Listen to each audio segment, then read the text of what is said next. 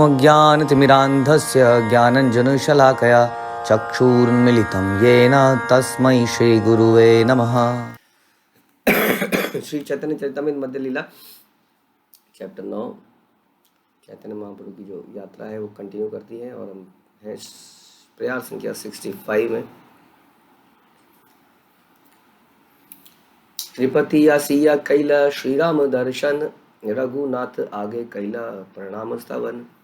तिरुपति पहुंचकर श्री चैतन्य महाप्रभु ने भगवान रामचंद्र के मंदिर का दर्शन किया और वहां उन्होंने प्रार्थना की और रघुवंशी रामचंद्र के समक्ष नमस्कार किया। स्वप्रभावे लोक सबार कराया विस्मया, पाना नृसिंह आइला प्रभु दयामया। चैतन्य महाप्रभु जहां जहां जाते वहीं उनके प्रभाव से हर व्यक्ति विस्मित होता। फिर वो पाना नरसिंह मंदिर आए। महाप्रभु इतने दयामय हैं तो बता रहे हैं कि जहां जहां जाते वहीं लोग विस्मित हो जाते और भक्त बन जाते, इसलिए वो जगह जगह पे ट्रैवल कर रहे थे लोगों के ऊपर कृपा करने के लिए। इतने वो दयामय, इसलिए उनको महावदान्याय बोला गया, क्योंकि उन्होंने सबसे बड़ा धन को बांटा और हर व्यक्ति को बांट दिया। जो भी उनको मिला उसको बांटते चले गए। तो इतने दयामय हैं। यदि हम भगवान की भक्ति को लोगों को बांटते हैं तो हम सबसे बड़े दयावान व्यक्ति भी कहेंगे और दानवान व्यक्ति भी कहलाएंगे। तो इसका हमें प्रयास करना चाहिए अक्सर। कैसे जो भी हमें मिले, और केवल देने से काम नहीं चलता। हम जानते ही हैं किसी को दिया जाए, डॉक्टर भी क्या करता है, दवाई देता है, बोलता है 3 दिन बाद फिर आना, 3 दिन बाद फिर आना, फिर इतने दिन बाद आना। तो उसके रेगुलर हम टच में रहते हैं जब तक कि वो भक्ति में एकदम स्ट्रांग नहीं हो जाता है।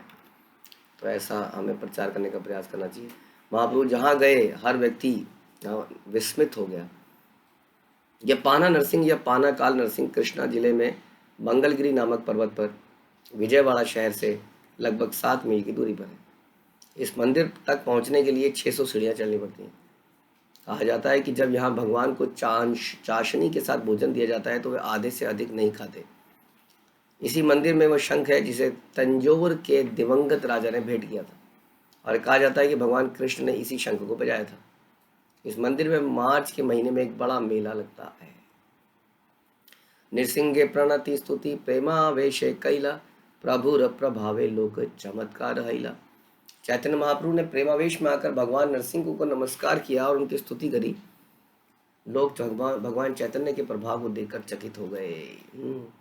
चैतन्य महाप्रभु अपने आचरण से भी दिखा रहे हैं कि जब हम भगवान का दर्शन करें, जब हम वैष्णव का दर्शन करें तो प्रार्थना हमारा इंटीग्रल पार्ट होना चाहिए कि हम प्रार्थनाएं करें। प्रार्थना करने से हम ये भी दिखाते हैं कि हम बहुत ही निम्न हैं, हाँ, और वो महान हैं। और इस प्रकार से निम्रता से, विनम्रता से हम प्रार्थना करते हैं। इस प्रकार से जब ऐसे हृदय से प्रार्थना करी जाती है तो हम भगवान का जो है हृदय बड़ा कोमल है, हाँ, वह बड़ी आसानी से उसको क्षमा भी कर देते हैं और भक्ति का दान देते हैं। लेकिन अब बस एक ही क्वालिफिकेशन है कि कपटता नहीं होनी चाहिए। जब हम प्रार्थना करें तो इसी भाव से करें कि जो भी हमसे क्षमा हुई अब लाइफ लॉन्ग कभी हम उस क्षमा को नहीं करेंगे, गलती को नहीं करेंगे, या हमसे जो गलतियां हो रही हैं उनको हम नहीं करेंगे। अब प्रार्थना करते हैं हमारे हृदय से इन अनर्थों को निकालिए। असली प्रार्थना है तो ये है कि हम निम्न बन सकें, हम अपने आप को हम्बल बना सकें, अपने नाम में हमारी रुचि पैदा हो, इस प्रकार से अनर्थों की निवृत्ति हो। ये असली प्रार्थना है, ना कि ये कष्ट चला जाए या ये चला जाए, इसका ऐसा हो जाए, इसका वैसा हो जाए। तो चैतन्य महाप्रभु जहाँ गए वहाँ पे उन्होंने स्तुतियाँ करी, प्रार्थनाएं करी, उनको देख के लोग चकित हो गए। शिव कांची आसिया कैल शिव दर्शन, प्रभाव एक वैष्णव कैल सब शैव गण। शिव कांची आकर चैतन्य महाप्रभु ने शिव जी के विग्रह का, अर्च विग्रह का दर्शन किया। उन्होंने अपने प्रभाव से सारे शिव भक्तों को वैष्णव बना दिया। यह शिव कांचीपुरम या दक्षिण भारत की काशी कहलाता है। शिव कांची में सैकड़ों मंदिर हैं जिनमें शिव जी के विग्रह हैं। उनमें से एक अत्यंत प्राचीन मंदिर बनाया जाता है जिसमें गए महाप्रभु। विष्णु कांची आसी देखिल लक्ष्मी नारायण, प्रणाम करिया कैला बहुत स्थावन। उसके बाद महाप्रभु विष्णु कांची नामक स्थान गए जहाँ उन्होंने लक्ष्मी नारायण के अर्च विग्रह देखे और उन्हें प्रसन्न करने के लिए नमस्कार किया, अनेक स्तुतियां करी। नमस्कार करना हमारी परंपरा का ही पार्ट है, वैदिक कल्चर है नमस्कार करना, प्रणाम करना, जो कि आजकल हाय डैड, हेलो मॉम में बदल चुका है। तो हमारा वैदिक कल्चर ही ऐसा था कि अपने आप ही व्यक्ति के अंदर ये गुण आ जाते थे। और जब माँ बाप को इस प्रकार से प्रणाम करेगा, बड़ों को करेगा, तो भगवान के आगे तो करेगा ही करेगा। तो क्योंकि अब घर में भी नहीं रहा है, तो भगवान के आगे भी लोग जब जाते हैं निक्करों में, छोटे छोटे कपड़ों में, और जाके बस सर को हल्का सा स्टाइलिश तरीके से ऐसा कर लेते हैं, कई लोग उतना भी नहीं करते हैं। तो ये जो प्रणाम करना, जैसे हम सुनते हैं भगवत गीता में, मन मना भव मद भक्तो मध्याजी माम नमस्करु, नमस्कार करना अपने आप में भक्ति का एक अंग है, लेकिन अगेन वो बड़े भाव से किया जाना चाहिए। तो उन्होंने नमस्कार किया, स्तुतियाँ करी भगवान की बहुत सारी। और ये जो जगह है, ये विष्णु कांचीपुरम से 5 मील की दूरी पर है। और यहाँ भगवान विष्णु के दूसरे रूप वरदराज रहते हैं। यहाँ पर एक बड़ा सरोवर है जो अनंत सरोवर कहलाता है। तो वरदराज स्वामी की आपने कथा पहले सुनी थी, किस प्रकार से कांचीपुरम में उनकी सेवा करी जा रही थी, और सुना था हमने। तो ये वही फेमस जगह है विष्णु कांचीपुरम से लगभग 5 मील की दूरी पर है। प्रेमावेश नित्य गीत बहुत करिला, दिन दुई रही लोके कृष्ण भक्त कैला। जब श्री चैतन्य महाप्रभु विष्णु कांची में 2 दिन ठहरे, तो उन्होंने भावावेश में नृत्य किया और कीर्तन किया। जब सारे लोगों ने उन्हें देखा तो वे कृष्ण भक्त बन गए। तो विष्णु कांची में 2 दिन ठहरे, वहाँ पे खूब कीर्तन गान किया। हाँ, और हमने पहले भी सुना था कि कीर्तन एक ऐसा माध्यम है जिसके माध्यम से हम किसी को भी वैष्णव बना सकते हैं, एटलीस्ट उसे नाम जप करवा सकते हैं। आगे जाके जो भी हो, नाम जप करने से वो व्यक्ति अपने आप उसके पाप कम होंगे, शुद्ध होगा धीरे धीरे और भक्ति में आएगा।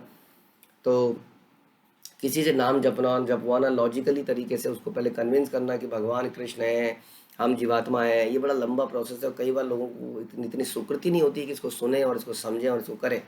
लेकिन कीर्तन में क्योंकि एक आनंद आता है, भगवान ने एक ऐसा आनंद दिया है म्यूजिक के जरिए, संगीत के जरिए, कि उस कीर्तन में कोई भी व्यक्ति उससे अट्रैक्ट हो जाता है, उसमें नाचने लगता है, उसको गुनगुनाने लगता है। ये बहुत अच्छा तरीका है। हमें प्रयास करना चाहिए कि हम जितने भी लोग हैं, कोशिश करें कि करताल बजाना, मृदंग बजाना सीखें, अपने बच्चों को भी सिखाएं और कीर्तन करना सीखें। बहुत सारी शिला प्रभुपाद की टोन्स हैं, बहुत सारे इस्कॉन के वैष्णवों के ट्यून्स हैं, उनको गाने का प्रैक्टिस करें और जहाँ मौका मिले वहाँ पे कीर्तन करें। जब किसी रिश्तेदार के यहाँ भी जाएं तो बोले चले जी 5 मिनट बैठ कर सब कीर्तन करेंगे। तो इस प्रकार से हम देखेंगे कि इसका बड़ा प्रभाव है। तो उन्होंने भावावेश में नृत्य भी किया। और जब कीर्तन हो तो आप कोशिश करें कि नृत्य भी हो। तो सबने जब किया तो सब के सब क्या हो गए, कृष्ण भक्त बन गए। तो इस प्रकार से हाँ, तो ये वही विशेष जगह है कांचीपुरम। हमने सुना था कांचीपुरम, जहाँ पर वरदराज स्वामी की सेवा करते थे। और जब उनको वरदराज स्वामी ने बताया कि तुम्हारा भगवत धाम जाना निश्चित नहीं है क्योंकि तुम सिर्फ मेरी सेवा करते हो, तो कांचीपुरम ने वहाँ पे अपना चंवर को वहीं रखा और तुरंत महापूर्ण की सेवा में चले गए, गुरु की सेवा में चले गए। तो ये वही विशेष जगह है, यहाँ पर बहुत कीर्तन हुआ, सारे लोग भक्त बने। त्रिमलाया देखी गेला त्रिकाल हस्ती स्थाने, महादेव देखी तारे करीला प्रणामे। त्रिमलय देखने के बाद श्री चैतन्य महाप्रभु त्रिकाल हस्ती देखने गए। वहाँ पर यहीं पर उन्होंने शिव जी को देखा और उन्हें सभी प्रकार से प्रणाम किया। ये जो जगह है ये तिरुपति से 22 मील की पूर्व में स्थित है और पश्चिम में सुवर्णमुखी नदी है। इसके पश्चिम में त्रिकालहस्ती का मंदिर नदी की दक्षिण की ओर स्थित है। यह त्रिकालहस्ती या कालहस्ती नाम से प्रसिद्ध है और शिव मंदिर के लिए विख्यात है। यहाँ शिव जी वायुलिंग शिव कहलाते हैं। पक्षी तीर्थ देखी कैला शिव दर्शन, वृद्ध कोला तीर्थे तबे करीला गमन। पक्षी तीर्थ में चैतन्य महाप्रभु ने शिव जी का मंदिर देखा, तब वे वृद्ध कोल तीर्थ गए। तो ये जो है जगह, ये त्रिकाड़ी कुंडम भी कहलाता है और चिमलीपट से 9 मील दक्षिण पूर्व में स्थित है। ये 500 फुट ऊंचाई पर वेदागिरी या वेदालचम पर्वत श्रेणी पर बसा है। यहाँ पर शिवजी का मंदिर है और अर्च विग्रह वेद गिरीश्वर कहलाते हैं। कहा जाता है कि नित्य वहाँ पर 2 पक्षी मंदिर के पुजारी से भोजन प्राप्त करने आते हैं और ऐसा कहा जाता है कि ये पक्षी अनंत काल से यहाँ पर आ रहे हैं। उसके बाद क्या हुआ, श्वेत वराह देखी तारे नमस्कारी, पीताम्बर शिव स्थाने गईला गौर हरि। वृद्धलोक में श्री चैतन्य महाप्रभु ने भगवान श्वेत वराह का मंदिर देखा। तो ऐसा बताया जाता है कि अलग अलग कालांतर में जो वराह रूप है वो भी डिफरेंट तरीके से आते हैं। श्वेत वराह, और या दूसरा जो श्याम, इस तरह के वराह आते हैं। तो श्वेत वराह, वराहदेव के मंदिर बहुत कम देखने को मिलते हैं। आप जानते हैं वराह अवतार जो कि अपने सींगों पर पृथ्वी को धारण करते हैं, इस तरह का उनका अवतार कुछ जगहों पे है। हमने देखा था कि काम्य वन में एक जगह है, उसमें वराहदेव का मंदिर आज भी है, बड़ा सुंदर उनके विग्रह हैं। तो वराहदेव के मंदिर को उन्होंने देखा, उसको नमस्कार किया और शिव जी के मंदिर गए, और वहाँ पे आरती वगैरह को पीले रंग के वस्त्र पहनाए जाते हैं। और ये जो जगह है ये है श्री मुश्रम में या वृद्धकोल में। यह मंदिर पत्थर का बना है और बलिपीठम हरित स्थान से लगभग एक मील दक्षिण पर है। यहाँ पर श्वेत वराह अवतार का विग्रह है, जिसके सिर के ऊपर शेषनाग का छत्र भी है। शिव जी का मंदिर जो है पीताम्बर और चिदाम्बर के रूप में, पीताम्बर अथवा चिदाम्बर में स्थित है। यह मंदिर कुड़ालोर से 26 मील की दूरी पर है दक्षिण में। और यहाँ शिव जी का अर्थ विग्रह आकाश लिंग कहलाता है। यह लगभग 39 एकड़ भूमि पर स्थित है। यह भूमि एक दीवार और 60 फुट चौड़ी एक सड़क से घिरी है। तो बिल्कुल एग्जैक्टली डिस्क्रिप्शन बताई गई है ताकि भक्तों को वहाँ पे जाने में असुविधा ना हो, पता करके पहुँच सकें। शियाली भैरवी दैवी करी दर्शन, कावेरीरा तीरे आइला शचीरा नंदन। शियाली भैरवी दुर्गा देवी का अन्य रूप। मंदिर देखने के बाद सची देवी के पुत्र श्री चैतन्य महाप्रभु कावेरी नदी के किनारे पर गए। अब बता रहे प्रभुपाद कि शियाली भैरवी मंदिर जो है तंजौर जिले में तंजौर शहर से लगभग 48 मील की दूरी पर है, उत्तर पूर्व की तरफ। यहाँ पर शिव जी का प्रसिद्ध मंदिर है और एक विशाल सरोवर है। कहा जाता है कि एक बार शिव भक्त छोटा बालक उस मंदिर में आया और माता दुर्गा ने जो भैरवी कहलाती है उसे अपना दूध पिलाया। इस मंदिर को देखने के बाद चैतन्य महाप्रभु तिरुचिरापल्ली जिले से होते हुए कावेरी नदी के पास पहुँचे, किनारे पर पहुँचे। और श्रीमद् भागवत में कावेरी नदी को अत्यंत पवित्र नदी माना जाता है। तो इस प्रकार बहुत सारे रास्ते में मंदिरों के दर्शन किए, उनको प्रणाम किया। और सब भगवान के भक्त थे, कब से वेट कर रहे होंगे कि भगवान आएंगे चैतन्य महाप्रभु के बन के कलयुग में और हमारे पास में आएंगे। तो चैतन्य महाप्रभु ने सभी भक्तों की तुष्टि करी, न केवल चलने फिरने वाले भक्तों की जो कि बाढ़ की तरह वहाँ पे उपस्थित थे, बल्कि विग्रह रूप में भी, जैसे कि शिव जी को संतुष्ट किया जगह जगह जाके, दुर्गा जी को, पार्वती को, इन सबको संतुष्ट किया। भगवान स्वयं इनके मंदिरों में आए, ये सब कितने प्रसन्न हुए होंगे। और इनके जीवन से ही मिलता है हमने, शिव जी के जीवन। जैसे हम अक्सर बोलते हैं कि शिव जी और हनुमान जी की पूजा कितने लोग करते हैं, लेकिन कितनी हैरानी की बात है कि वो लोगों के जीवन चरित्र से कुछ नहीं सीखते। जिसकी हम पूजा करते हैं उसके चरित्र से हम प्रभावित होते हैं जनरली, और वैसा बनने का प्रयास करते हैं। लेकिन शिव जी जैसा बनने का कोई प्रयास नहीं करता। वो बिल्कुल अकिंचन की तरह रहते हैं। सारे संसार के, इस भौतिक जगत के मालिक माने जाते हैं। उनकी पत्नी भी है, लेकिन फिर भी हम देखते हैं कि वो एकदम अकिंचन, यानी कि बिना किसी, इवन घर भी नहीं है उनके पास, और लोग उनसे घर बार मांगते रहते हैं। ना तो हनुमान जी के पास, ना उनके पास। और जो उनके कपड़े वस्त्र देखिए, उनका साधारण जीवन का शैली देखिए, उनके जप करने की वो देखिए। शिव जी हमेशा जपते रहते हैं, आप देखते हैं हनुमान जी हमेशा जपते रहते हैं। तो इन लोगों से हम प्रभावित नहीं है वास्तव में।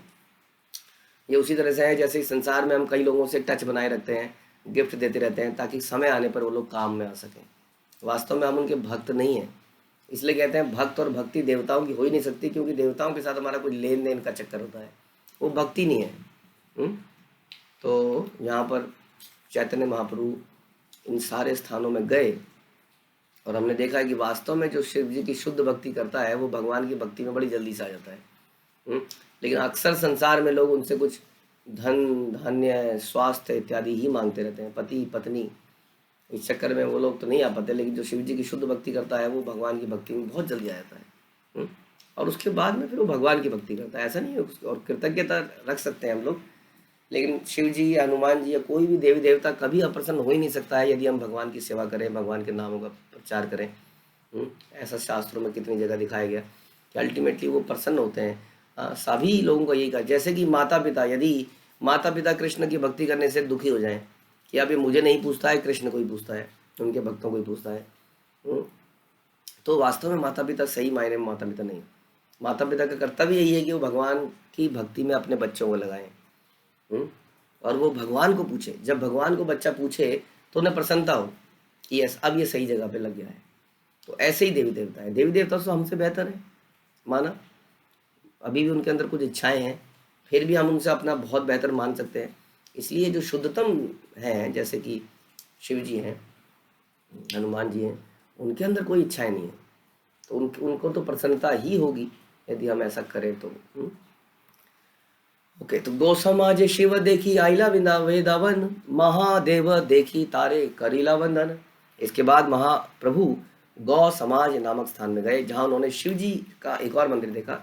तब वे वेदावन पहुंचे, जहां उन्होंने शिव जी का एक और मंदिर देखा, अर्चा विग्रह देखा और उनसे नमस्कार किया। अमृतलिंग शिव देखी वंदन करिला, सब शिवालय शैव वैष्णव हैला। अमृतलिंग नामक शिव के अर्चा विग्रह को देखने के बाद चैतन्य महाप्रभु ने नमस्कार किया, और इस तरह उन्होंने शिव जी के सारे मंदिर देखे और शिव जी के भक्तों को वैष्णव बना दिया। ध्यान से सुनिए, ऐसा नहीं कि वो कोई कन्फ्यूजन है यहाँ पर कि वो शिव जी की भक्ति कर रहे हैं, वो तो शिव जी के मंदिर में जाके शिव जी के भक्तों को वैष्णव बनाते जा रहे हैं। जैसे हमने बोला कि शिव जी के बहुत सारे भक्त हैं जो अपने आप धीरे धीरे वैष्णव बन जाते हैं, क्योंकि शिव जी उनको गाइड करते हैं वैष्णव बनने के लिए, यदि वो शुद्धता से करते हैं तो। हाँ, तो ऐसी जगह में बहुत सारे भक्त आते थे। चैतन्य महाप्रभु ने जब वहाँ पे संकीर्तन किया, सब कुछ किया, तो शिव जी के भक्त भी वैष्णव बन गए। हम सभी को वैष्णव बनना है, यही हमारे जीवन का अंतिम लक्ष्य है। और जो भी हम करते आए थे आज तक, अलग अलग तरह की पूजा पाठ, उसको त्याग कर हमें वैष्णव बनने का प्रयास करना चाहिए। हाँ, जो कि हम यहाँ देख रहे हैं कि चैतन्य महाप्रभु हर एक शिव जी के मंदिर में गए और वहाँ के लोगों को वैष्णव बना दिया। तो यदि आप ऐसा करते हैं तो कैसे शिव जी नाराज होंगे? तो स्वयं चैतन्य महाप्रभु ने भी किया कि शिव के भक्तों को वैष्णव बना दिया, कृष्ण भक्त बना दिया। इसलिए कहाँ रह जाती है नाराजगी की बात, जब भगवान स्वयं ये कार्य कर रहे हैं। इसलिए इसमें घबराने की कोई बात नहीं है। देवस्थाने आसी कैला विष्णु दर्शन, श्री वैष्णवेरा संगे ताहा गोष्ठी अनुक्षण। देवस्थान आकर चैतन्य महाप्रभु ने भगवान विष्णु का मंदिर देखा और वहां रामानुजाचार्य की गुरु शिष्य परंपरा के वैष्णव से बात करी। ये वैष्णव श्री वैष्णव कहलाते हैं। रामानुजाचार्य की संप्रदाय के लोगों को हम श्री वैष्णव कहते हैं, जैसे कि चैतन्य महाप्रभु के अनुयायियों को हम लोग गौड़ीय वैष्णव कहते हैं। तो इनको क्या कहते हैं? श्री वैष्णव, श्री संप्रदाय, क्योंकि ये लक्ष्मी जी द्वारा प्रारंभ की गई है। और ये सारे विष्णु भक्त, वैष्णव, कृष्ण भक्त, हाँ, उनसे चैतन्य महाप्रभु ने बात करी, उनसे आपस में चर्चा करी। कुंभकर्ण कपाले देखी सरोवर, शिव क्षेत्रे शिव देखे गौरांग सुंदर। कुंभकर्ण कपाल आकर श्री चैतन्य महाप्रभु ने एक विशाल सरोवर देखा और फिर शिव क्षेत्र नामक पवित्र स्थान देखा, जहां पर शिव जी का मंदिर है। कुंभकर्ण रावण के भाई का नाम है। आजकल कुंभकर्ण कपाल का शहर कुंभकोणम के नाम से जाना जाता है। कुंभकोणम तंजौर शहर से 24 मील उत्तर पूर्व पर है। यहाँ पर शिव जी के 12, विष्णु के 4 तथा ब्रह्मा जी का एक मंदिर है। शिव क्षेत्र तंजौर शहर के भीतर शिव गंगा नामक विशाल सरोवर के तट पर है। यहाँ पर शिव जी का एक बड़ा मंदिर बृहतीश्वर शिव मंदिर के नाम से प्रसिद्ध है। तो ये सब जगह गए। इट इज़ पॉसिबल, इतनी सारी जगहों में जाना तभी पॉसिबल है जब आदमी पैदल यात्रा, बैलगाड़ी यात्रा करे। अगर वो बस और ये इन चक्करों में रहे तो इतनी जगहों में तो वो जा ही नहीं पाता ना। बस वाला ही मना करता है। हम देखा आपने, बस वाले को बोलो जी इसी जगह को मोड़ के जाना है, तो ड्राइवर से लड़ाई रहती है अक्सर। किसी भी जगह में जाएँ तो कहते जी यहीं जाऊँगा, यहाँ से यहाँ जाऊँगा। जब बिल्कुल अकिंचन होकर निकलते हैं ना, तब आदमी 2 दिन इधर रहेगा, 2 दिन उधर रहेगा। निकले हैं कितने साल के लिए? 2 साल के लिए निकले हैं। इसलिए आराम से एक एक जगह पे जा रहे हैं, एक एक जगह पे दर्शन पा रहे हैं और अपनी चेतना को शुद्ध कर रहे हैं। वास्तव में हमारा मुख्य काम चेतना को शुद्ध करना है। इस संसार में जो मनुष्य जन्म में मिला है, ये चेतना की शुद्धि के लिए मिला है। जो चेतना की शुद्धि के लिए हमें सबसे अधिक समय लगाना चाहिए, जबकि हमारा अधिक से अधिक समय लग जाता है धन कमाने के लिए, परिवार को चलाने के लिए, और थोड़ा बहुत समय हम लगाते हैं चेतना की शुद्धि के लिए, जबकि इसका मुख्य कार्य चेतना की शुद्धि है। कोई बहुत ज़रूरी नहीं है कि आपने कितना व्यंजन खाए, कैसा आपको खाना मिला, कितना बढ़िया आपका घर था, कैसा था। इसी में इंसान पूरा ज़िंदगी निकाल देता है, उसी को अच्छा करने में। और यहाँ हम देखते हैं कि चैतन्य महाप्रभु की लीलाओं से कैसे लोगों के पास कितना समय था कि वो इतनी लंबी यात्राएं करते थे। क्योंकि चेतना की शुद्धि जो है उनका मुख्य उद्देश्य होता था। और इसके लिए वो बाकी चीज़ों को त्याग देते थे।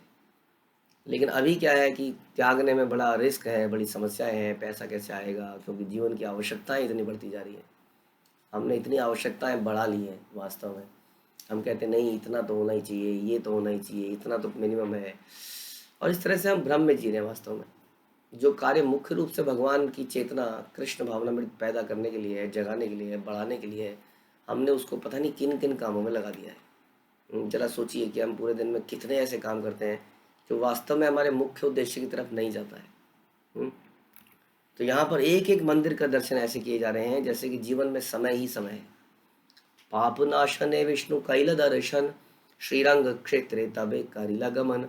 शिव क्षेत्र नामक तीर्थ देखने के बाद चैतन्य महाप्रभु पाप नाशन आए, जहाँ उन्होंने भगवान विष्णु के मंदिर में दर्शन किए। अंत में वे श्री रंग क्षेत्र पहुंचे। तो पाप नाशम नाम के दो तीर्थ स्थान है। एक तो कुंभकोणम जो कुंभकर्ण का गांव था, उससे 8 मील की दक्षिण पर है, दक्षिण पश्चिम है। और दूसरा तिरुनेलवेली जिले में ताम्रपर्णी के नदी पर, तिरुनेलवेली शहर से 20 मील पश्चिम में है। उसके बाद कहाँ पहुंचे? श्रीरंग क्षेत्र, श्रीरंगम, ये बड़ा ही प्रसिद्ध स्थान है। यह तिरुचिरापल्ली जिले में कुंभकोणम के पश्चिम में लगभग 10 मील दूर और तिरुचिरापल्ली शहर के निकट कावेरी नदी के एक द्वीप में स्थित है। श्रीरंगम मंदिर भारत का सबसे बड़ा मंदिर है और ये 7 परकोटों से घिरा है। श्रीरंगम तक 7 मार्ग भी जाते हैं। इसके प्राचीन नाम है धर्म मार्ग, राज महेंद्र मार्ग, कुलशेखर मार्ग, अली नाडन मार्ग, तिरुविक्रम मार्ग, माडमाडी गाइस का तिरुबिडी मार्ग तथा अडई यावल इंदान मार्ग। इस मंदिर की स्थापना धर्मवर्जा के राज्यकाल में से भी पूर्व की गई थी। ये राजा राज महेंद्र से भी पहले राज्य करता था। श्रीरंगम मंदिर में कई विख्यात राजा रह चुके हैं, जैसे कि कुलशेखर, यमुनाचार्य अर्थात आलब बंदारू आदि। यमुनाचार्य श्री रामानुज सुदर्शनचार्य अन्यों ने भी इस मंदिर की देखभाल की। रामानुजाचार्य के तो आज भी वहाँ पर शरीर है। उनके शरीर को त्यागने के बाद उनके शरीर को वहाँ पे प्रिजर्व करके रखा गया, आज तक वो शरीर है। लोग जाते हैं, उनको प्रणाम करते हैं। लक्ष्मी की अवतार गोदा देवी या आड़ाल 12 आलोवरों में से एक थी। तो जो अलवर हैं इनके, ये मुख्य इनके प्रचारक और गुरु कह सकते हैं। ये अलवर 12 अलवर बड़े फेमस अलवर हैं, और इनमें से जो है ये बता रहे लक्ष्मी की अवतार गोदा देवी जो है उन 12 में से एक थी। आलवार मुक्त पुरुष थे और दिव्य सूरी कहलाते थे। उनका विवाह श्री रंगनाथ के अर्चा विग्रह से हुआ था। उनका विवाह किससे हुआ? रंगनाथ जी से। रंगनाथ जी ही उनके पति और सब कुछ थे, इसका मतलब। तो ये आलवर ऐसे लोग थे जो टोटली डेडिकेटेड लोग थे। बाद में वो भगवान के शरीर में प्रवेश कर गई। गोदा देवी कारमुक के अवतार तिरुमंग ने चोरी से कुछ धन प्राप्त करके श्रीरंगम की चौथी चारद्वारी बना दी। कारमुक का आपने कथा सुनी है कि किस प्रकार से कारमुक एक चोर व्यक्ति था, और धीरे धीरे भगवान की सेवा करते करते शुद्ध व्यक्ति बन गया। तो ये वही कारमुक है। तो एक कारमुक के अवतार तिरुमंग आलोवरों में से चोरी से कुछ धन प्राप्त करके श्रीरंगम की चौथी चार दीवारी बना दी। कहा जाता है कि 289 कली संवत्सर में तोंडर डिपड़ी नामक आलोवर का जन्म हुआ। जब ये भक्ति में लगे थे तो एक वैश्या के जाल में फंस गए। ये उनकी कहानी है। एक्चुअली ये वो व्यक्ति है, क्या नाम है इनका? तोंडर डिपड़ी नामक अलवर। और ये जब भक्ति में लगे थे तो एक वैश्या के जाल में फंस गए। अपने भक्त को इतना पतित होता देखकर रंगनाथ ने अपने नौकर के हाथ उस वैश्या के पास एक सोने का थाल भेजा। जब मंदिर में सोने का थाल की खोज की गई तो वैश्या के घर में पाया गया। जब भक्त ने उस वैश्या पर रंगनाथ की कृपा देखी तो उसकी भूल सुधार ली गई। तब उसने रंगनाथ मंदिर की तीसरी चारदीवारी बनवाई और वहां पर तुलसी का बगीचा बना दिया। रामानुजाचार्य का एक विख्यात शिष्य कुरेश था। कुरेश की कहानी कई बार आप सुनते हैं। इसका पुत्र राम पिल्लाई था, उसका पुत्र वाग विजय भट्ट हुआ, उसका पुत्र वेद व्यास भट्ट हुआ, श्री सुदर्शन, और या सुदर्शनाचार्य उनका नाम था। सुदर्शनाचार्य जब बूढ़े हो गए तो मुसलमानों ने रंगनाथ के मंदिर पर हमला कर दिया और लगभग 1200 वैष्णवों को मार डाला। हमारे भक्त हैं जो कि इन अलवरों के ऊपर पुस्तक लिख रहे हैं बहुत डिटेल में। तो जब वो पुस्तक रिलीज होगी तो आप लोग सब पढ़ सकते हैं। इनकी अद्भुत कथाएं हैं इन अलवरों की। ये बड़े ही महान वैष्णव रहे। तो मुसलमानों ने रंगनाथ के मंदिर पर हमला किया और 1200 वैष्णवों को मार डाला। उस समय रंगनाथ के अर्चा विग्रह को विजयनगर राज्य के तिरुपति मंदिर में ले जाया गया। कैसे ले जाया गया होगा ये बहुत बड़ा आश्चर्य होगा, क्योंकि यदि आप रंगनाथ जी का मंदिर देखेंगे तो उनके विग्रह इतने विशाल हैं। छोटे से विग्रह हों अगर इतने बड़े भी, उनको उठाना बड़ा मुश्किल हो जाता है। हाँ, इतने बड़े विग्रह उनको कैसे लेके गए होंगे। तो तिरुपति मंदिर लेके गए। गिंगी के गवर्नर गोपाल ने श्री रंगनाथ को तिरुपति मंदिर से सिंह ब्रह्म नामक स्थान पर ले आए, जहाँ वो 3 साल तक रहे। और 1293 शक संवत यानी कि 1371 में अर्चा विग्रह को पुनः रंगनाथ मंदिर में स्थापित कर दिया गया। रंगनाथ मंदिर की पूर्वी दीवार में वेदांत वैदेशिक द्वारा लिखित एक लेख है, जिसमें बताया गया है कि किस प्रकार रंगनाथ इस मंदिर में वापस आए।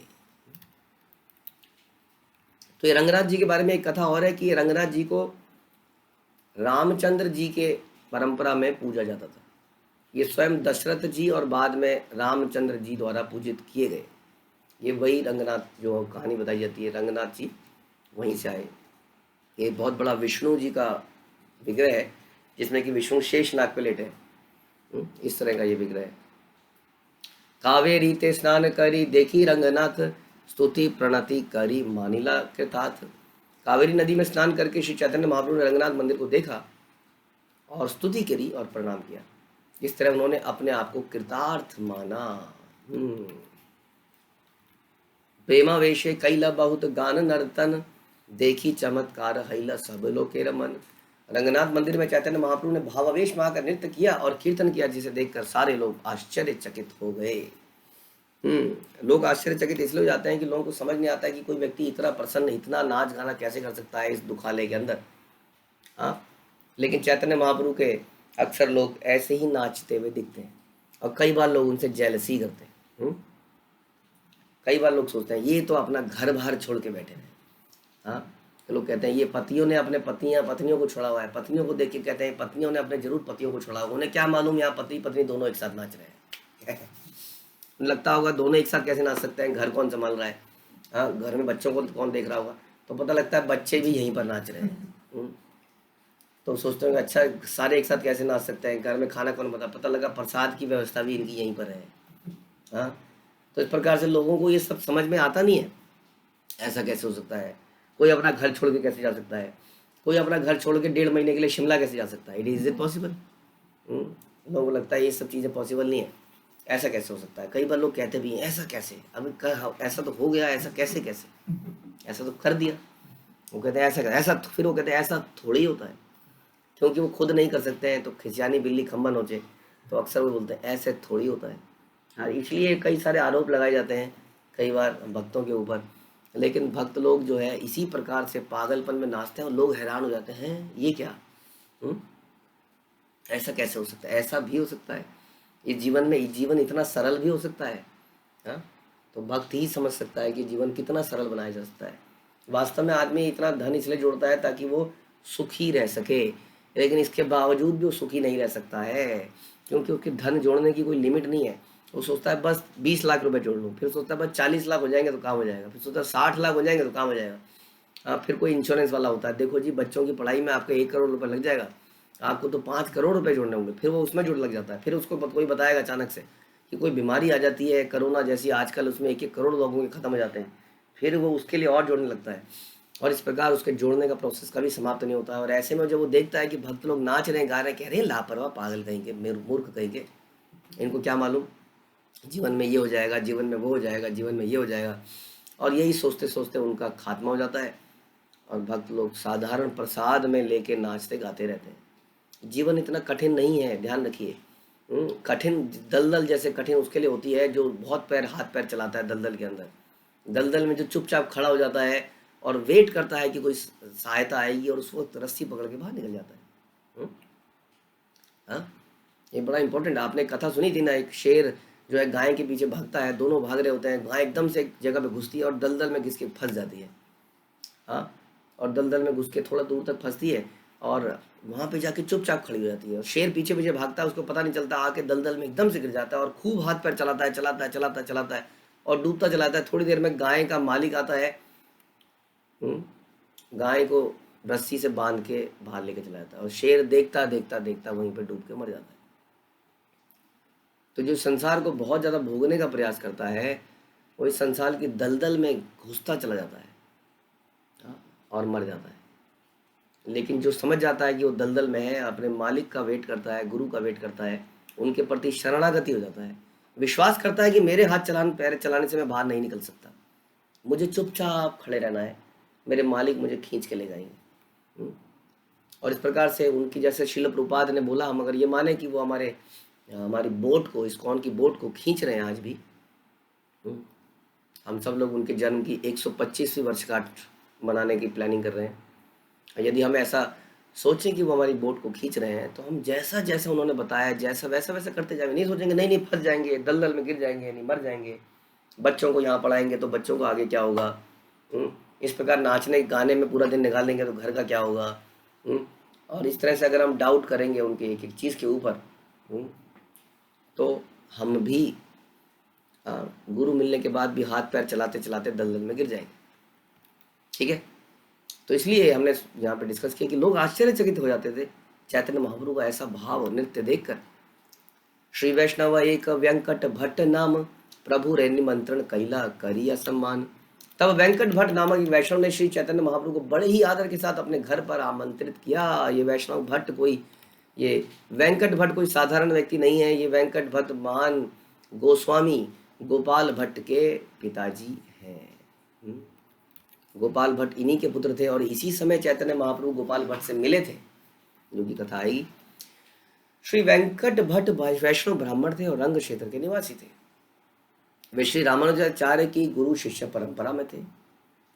श्रीरंग तमिलनाडु का एक महत्वपूर्ण तीर्थ स्थान है, जानते हैं आप। इस प्रांत के लोग वेंकट नाम नहीं रखते, अतएव यह माना जाता है कि वे उस प्रांत के नहीं थे। भले ही वे वहां दीर्घ काल से रह रहे थे, लेकिन थे वो कहीं और के। वेंकट भट्ट रामानुज संप्रदाय की बड़ गलई शाखा से संबंधित थे। उनके भाई श्रीपाद प्रबोधानंद सरस्वती रामानुजाचार्य संप्रदाय के थे। प्रबोधानंद सरस्वती के बारे में भी आप खूब जानते हैं। तो ये पहले रामानुज संप्रदाय के थे। ऐसा हमने सुना था जब सुरभि कुंड में बैठे थे, अगर याद हो, वृंदावन में, तो वृंदावन मतलब ब्रज में, तो वहाँ पर सुरभि कुंड में काम्य वन के पास में हमने देखा था प्रबोधानंद सरस्वती की भजन स्थली। तब उनके बारे में हम पढ़ रहे थे कि पहले वो ओरिजिनली रामानुजाचार्य संप्रदाय के, लेकिन बाद में वो चैतन्य महाप्रभु से प्रभावित होकर उनके पास आ गए थे। तो ये उनके भाई थे, किसके? वेंकट भट्ट के भाई। वेंकट भट्ट के पुत्र बाद में गौड़ीय संप्रदाय में गोपाल भट्ट गोस्वामी के नाम से विख्यात हुए। जो मंदिर है राधा रमण मंदिर, वो गोपाल भट्ट जी का है, उन्हीं को विग्रह मिले थे और वहीं पर उनकी समाधि भी है। और उन्होंने वृंदावन में राधा रमण की स्थापना करी। नरहरि चक्रवर्ती द्वारा लिखित भक्ति रत्नाकर ग्रंथ में उनके विषय में अधिक जानकारी प्राप्त होती है। ऐसा हम ये भी सुनते हैं कि श्री चैतन्य चरिता में जो हम पढ़ रहे हैं, इस ग्रंथ को बनाने में भी गोपाल भट्ट गोस्वामी का बहुत बड़ा रोल था। लेकिन उन्होंने कृष्णदास कविराज से बहुत स्पेशल रिक्वेस्ट करी थी कि मेरा नाम कहीं नहीं आना चाहिए, इसलिए अक्सर उनका नाम कहीं पर भी इस ग्रंथ में हम नहीं देखते हैं। लेकिन इस ग्रंथ को लिखने में भी गोपाल भट्ट गोस्वामी की विशेष योग्यता, विशेष योगदान था। तो गोपाल भट्ट गोस्वामी जो है, इनकी कथा कभी हम सुनेंगे डिटेल में। निज घरे लैया कैला पाद प्रक्षालन, से ही जल लैया कैला सवक्षे संवक्षे भक्षण। श्री वेंकट भट्ट श्री चैतन्य महाप्रभु को अपने घर ले गए। उन्होंने महाप्रभु के चरण धोए और उस जल को उनके परिवार के सारे लोगों ने पिया।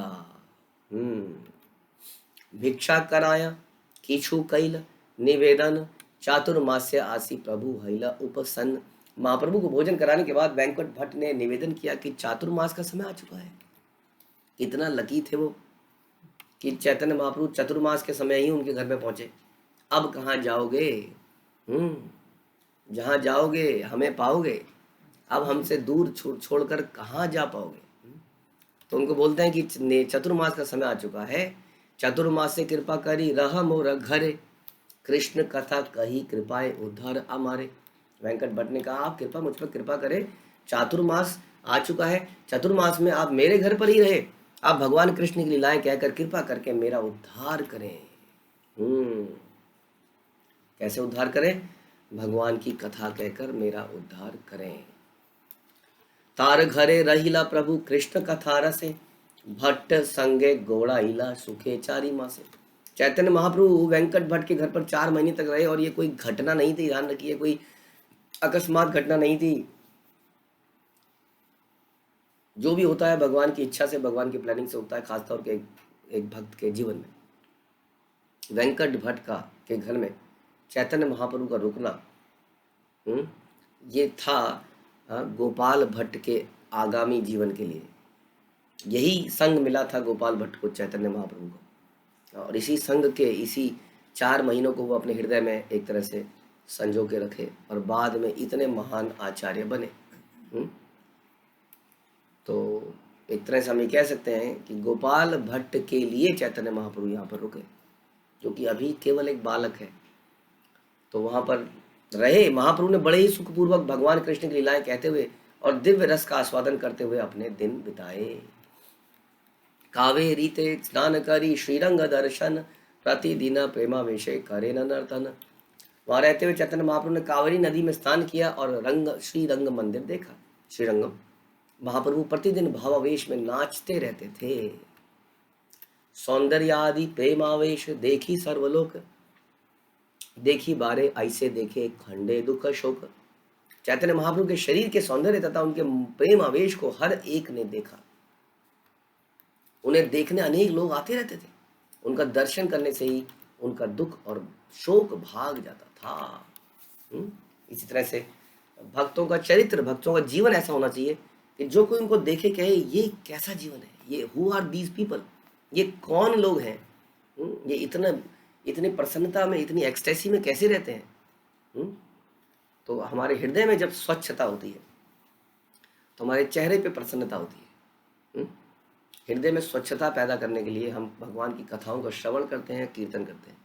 उस प्रकार इस तरह स्वच्छ हुआ मन हमेशा उत्साहित रहता है, प्रसन्नचित रहता है, और ऐसे चित्त को देखने वाले, ऐसे चेहरों को देखने वाले लोग उनके चेहरों को देख के भक्त बन जाते हैं, है ना। कितने बार आपको ऐसा एक्सपीरियंस हुआ होगा, लोग कहते हैं कि बस ऐसा लगता है देखते ही नहीं भक्तों को, इनका जो यश है, इनका जो वैभव है, इनका जो दिव्य तेज है, वो देखने से ही दिखता है, और देख देख के लोग उनके दर्शन करने आते हैं, उनको देख देख के भक्त बन जाते हैं। अब सोचिए चैतन्य महाप्रभु जो सारे भक्तों के प्राण हैं, उनके सोर्स हैं, उनको देख के क्या होता होगा। लोग उनको देखने आते थे जगह जगह से, लक्ष लक्ष लोग को आइल नाना देश हई थे, सबे कृष्ण नाम कहे प्रभु के देखी थे। लाखों लाखों लोग आते थे विभिन्न देशों से, लाखों लोग महाप्रभु का दर्शन करने आए। उन्हें देखने के बाद उन्होंने हरे कृष्ण महामंत्र का कीर्तन किया। हम क्या प्रचार करेंगे जो चैतन्य महाप्रभु करके चले गए थे, हम तो उसको मेंटेन भी नहीं कर पा रहे हैं। क्योंकि हमारे अंदर अशुद्धि है, हमारे अंदर और भी इच्छाएं हैं, और भी भोगने की चीज़ें हैं। हम परंपरा में तो आ गए हैं, लेकिन परंपरा का लाभ नहीं उठा पा रहे हैं, क्योंकि हम भी इकट्ठा करने में लगे हुए हैं, कई सारी इच्छाओं को लेके बैठे हुए हैं। इसलिए आज हम ना तो मंत्र ढंग से कर पा रहे हैं, ना लोगों को प्रभावित कर पा रहे हैं। चैतन्य महाप्रभु को देखने लाखों लोग आते थे, और देखने से, उनको नृत्य करते हुए देखने से, उनको जप करते हुए देखने से उन्होंने हरे कृष्ण मंत्र को अपनाते चले गए। ऐसा होना चाहिए हमारा चरित्र, कि हम जो करें लोग इतने प्रभावित हो जाएं कि तुरंत भगवान के भक्त बन जाएं। समय बड़ा कम है, लोग भी कम है, किस प्रकार हम अपने अंदर इतनी शुद्धता करें कि जहां हम रहें उस एरिया के सारे लोग भक्त बनते चले जाएं। उसके लिए प्रयास करना पड़ेगा, अपने घर से निकलना पड़ेगा। हम देखते हैं कई भक्त रह रहे हैं किसी जगह में, रह ही रहे हैं सालों से, कभी उन्होंने आसपास वालों को अच्छा प्रसाद तक नहीं बांटा। कम से कम इतना तो हम कर ही सकते हैं। ये तो पुराना कल्चर था, अपने घर में कुछ खाना बनाना और इधर उधर बांटना। आपके घर में अगर शुद्धता से प्रसाद बनाया जाए, उसको बांटिए इधर उधर, कीर्तन कीजिए, कीर्तन करना सीखिए। मृदंग घर में लेके आइए। हम देखते हैं नहीं नहीं जी 2000 का है जी, 2500 का है जी, इतने का है जी। घटिया सा कोई प्लास्टिक का मृदंग ले आएंगे, करताल ले आएंगे 100 रुपये की कहीं से बजती हुई। अच्छी करताल, अच्छा मृदंग लेके आइए, उसको सीखिए, घर में कीर्तन कीजिए, लोगों को प्रसाद में बुलाइए। कुछ समझ में नहीं आता है तो जूम पे जब कीर्तन होता है लोगों को वो दिखाइए। यूट्यूब में अगर रेस्ट्रिक्टेड वे में आप दिखा सकते हैं तो लोगों को रस दिखाइए, कीर्तन का रस, यात्राओं का रस। तो आप अपने आप ही लोग भक्त बन जाएंगे, क्योंकि संसार में सभी दुखी हैं।